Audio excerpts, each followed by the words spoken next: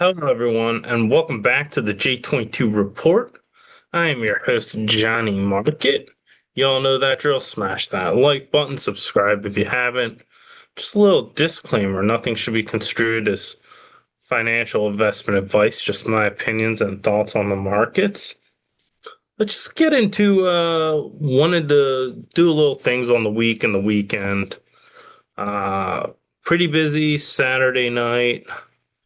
Uh, But let's get into a little bit of the economic data that caught my eye. And this is what I saw. If you look at the big news was the job numbers. I'll get to those in a minute. But the ADP employment, which is the private sector, and this is what I said about the layoffs, is that the private sector has contracted in jobs. Lost 33,000 jobs, way below consensus.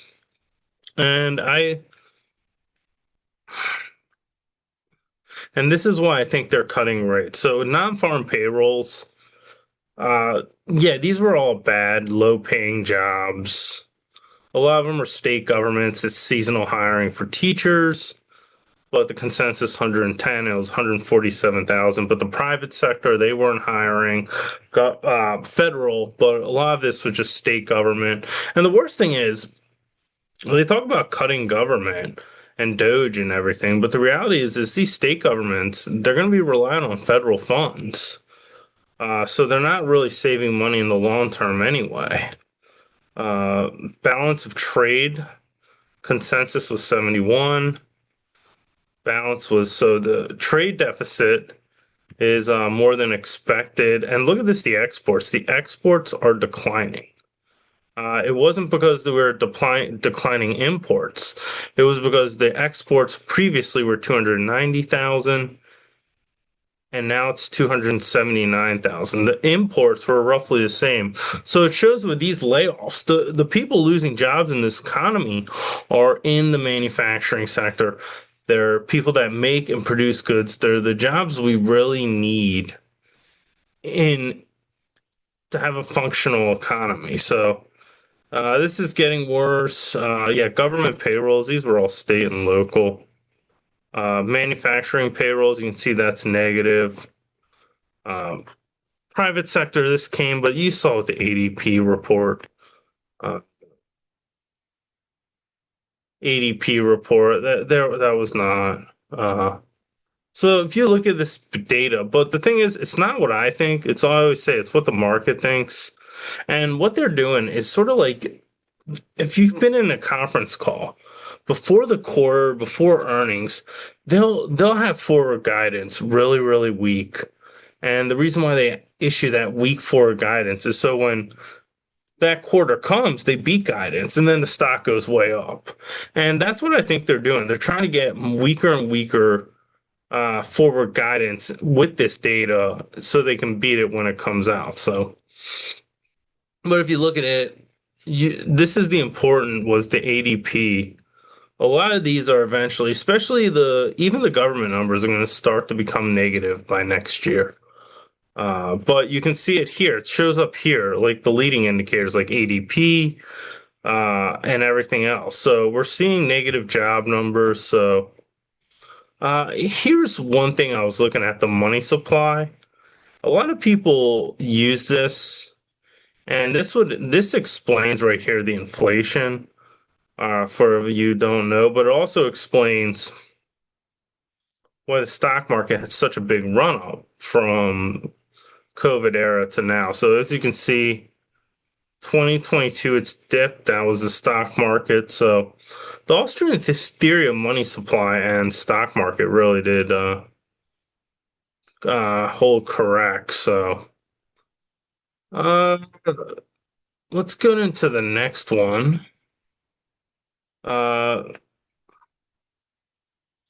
I don't talk about Bitcoin that much. I thought when it hit the all-time high, it was a bad buy. Of course, I wasn't really that big, so not all that. I do think Bitcoin, this is the end of the bull market, but We'll see what happens, but public companies bought more Bitcoin than ETFs did for the third quarter. And this is why I think, and that's the thing with Bitcoin, is when all these delinquencies start happening, Bitcoin's not going to be a hedge on insurance because these companies are going to have to liquidate them. In fact, if anything, if they have force majeure, they're going to sell a lot of Bitcoin. Look at this. Public companies grew their Bitcoin balance 18% according to data. I mean, this is just stupid. They should not be. I would not buy. Corporate Treasury surpassed Bitcoin. Of course, MicroStrategy is probably leading the charge, but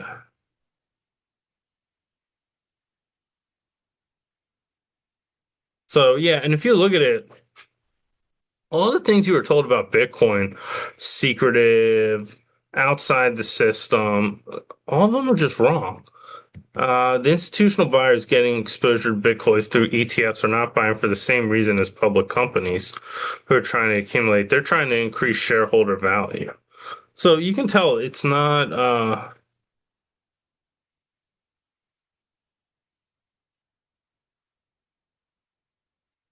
So, and look at this. If you want to talk about, they don't care if the price is high or low. They're just trying to grow their treasury. That sounds like a top to me. I was like when they talked about. I still remember during the end of the bull market, people were saying in gold and silver, you shouldn't measure wealth in dollars. That you should measure in ounces. Like, yeah, right. And then it wasn't just the wealth in dollars, but it's like they would talk about, yeah, don't measure wealth in dollar, measure in ounces. And I still remember they said, don't worry about price, just try to accumulate ounces. And it was like, I still remember one company saying, look, if you're buying for the right reasons, it doesn't matter what the price is. And I still remember that. And Bitcoin's getting to that point. So, and to show more about the delinquencies, I just wanted to get to this. I was looking at CNBC, surprising rise, of course, in mortgage delinquency. So this is becoming mainstream, and I love this. Need the drop surprising from the headline. And I agree with this comment. If this type of headline is surprising, then you all have been paying attention. It's going to get worse. So you see the housing market has its problems. It's going to tank. And a lot of these companies, you have to remember, they have assets on the books. So let's get into a couple of things I want to talk to. Just the news things. You can see the economy's getting worse.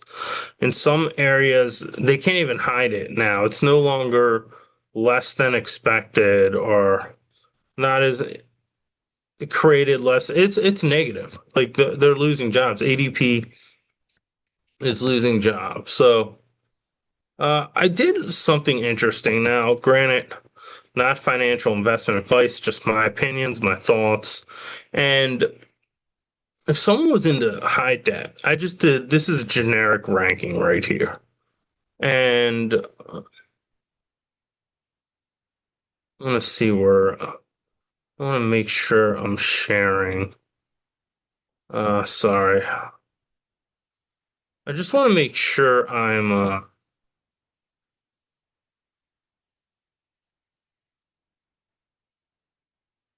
so hopefully this goes in, but I want to make sure I was sharing.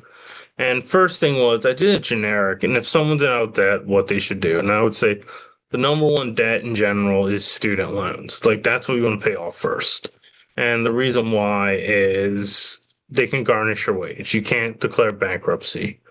If anything, so I would say that should be like priority number one. And then priority number two, credit card debt. Why interest rates are astronomically high. They're around 29, 35. I have an over 800 credit score. And I can't even find interest rates like 25 or 28%. So credit card debt, the interest rates are astronomical. I probably could if I looked really hard, but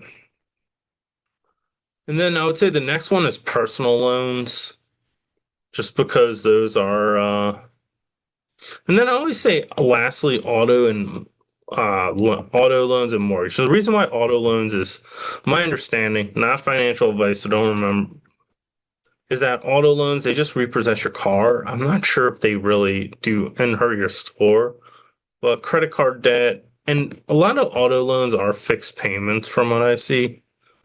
And then mortgage, I'm just assuming the mortgages are so much that you can't pay it off as quickly as you can.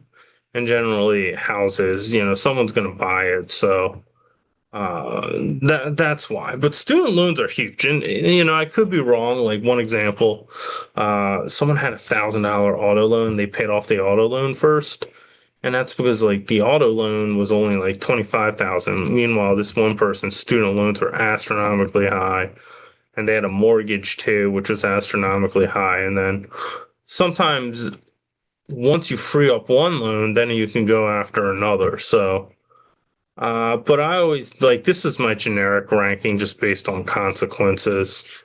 But yeah, don't take my word for it. And then the last thing I wanted to bring up was, before I get into fear, is that Jordan Royburn talked about one thing about the gold stocks and why they haven't really performed like they had in last markets. Like they still have performed very well.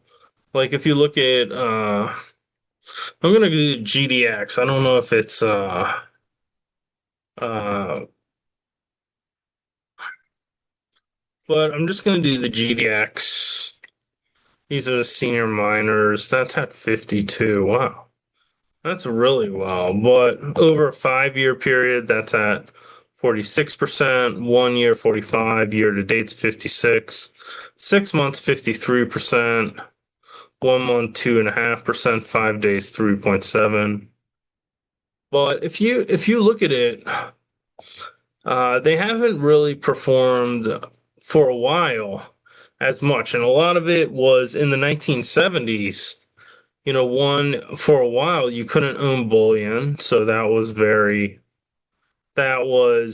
something you can own now. So you can just, if you're not comfortable with the stocks and you don't want counterparty risk, you can buy a gold eagle or gold buffalo or coin. 2006 was the introduction into ETFs, which you can just buy and sell even more. So, and there's futures and options, and you can do nugget with leverage. So, gold stocks now have more competition, but what that means is they have to start delivering for their bottom line. They're no longer just a proxy on gold. You want to own gold, you buy gold stocks, and gold stocks go up, but you don't have to really worry about the company per se. Now the company actually has to perform. Uh, you cannot just you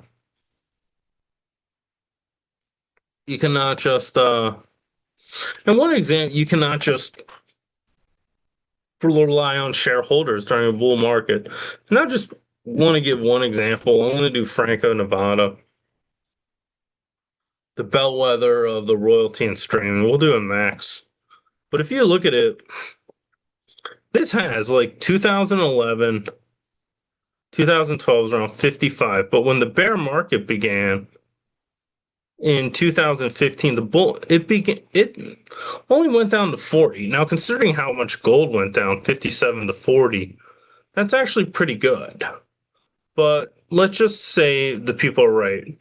$40 around 2015 goes up to 77, just like, and then it sort of bases between 77 and 62. And what happens was in 2020, it boosted up to 131. Then during that correction, it went up and down between, I think, like 158 to 140. It had that in 2024 it went down to 110, but then it moves drastically up to 165. And you can tell it's gone sort of with gold. It wasn't like let me see. Let's do Barrick.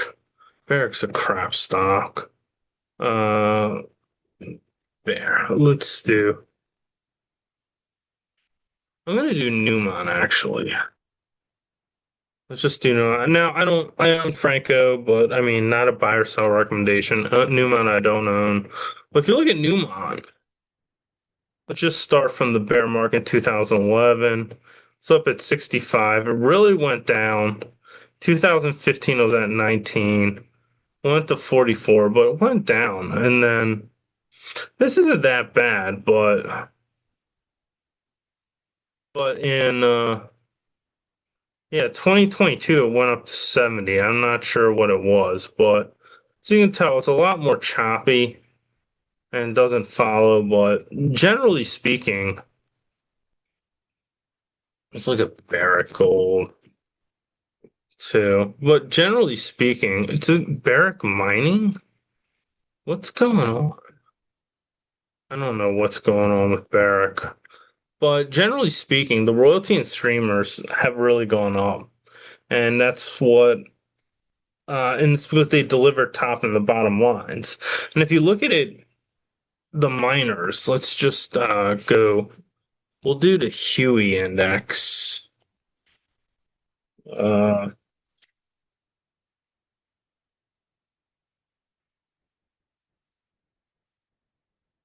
Let's see if that's, is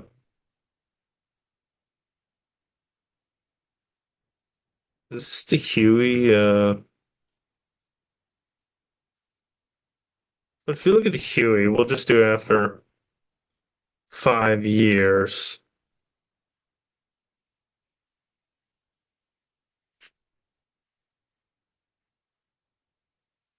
But anyway, what I was trying to show you is this is a very bad chart, but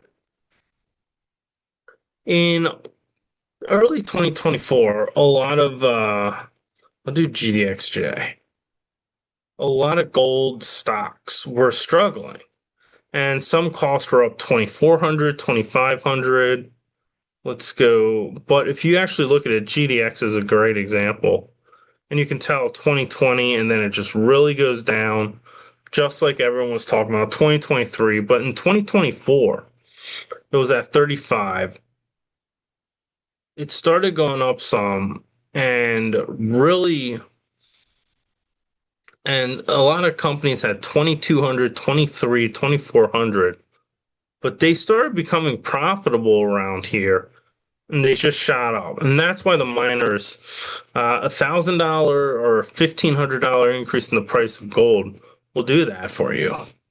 And I think the next upswing will be bigger than the other ones because now you got profitable companies, and they're going to go from profitable to companies that just mint money and print cash. And I'm not talking about the Federal Reserve way.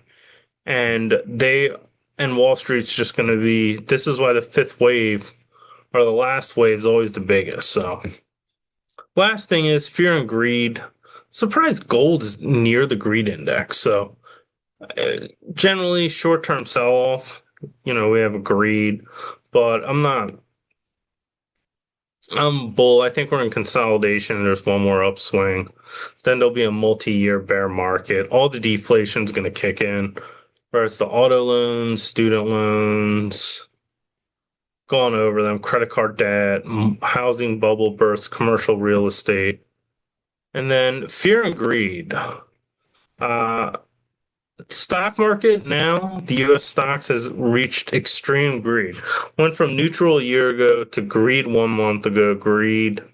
Now it's at extreme greed. So I would expect a sell-off coming soon. So anyway, that's all I have to say. I'll try to do a video tomorrow. Hit that like button if you haven't, subscribe, and just remember not to be construed as financial investment advice, just my opinions, thoughts. I'll see you next video.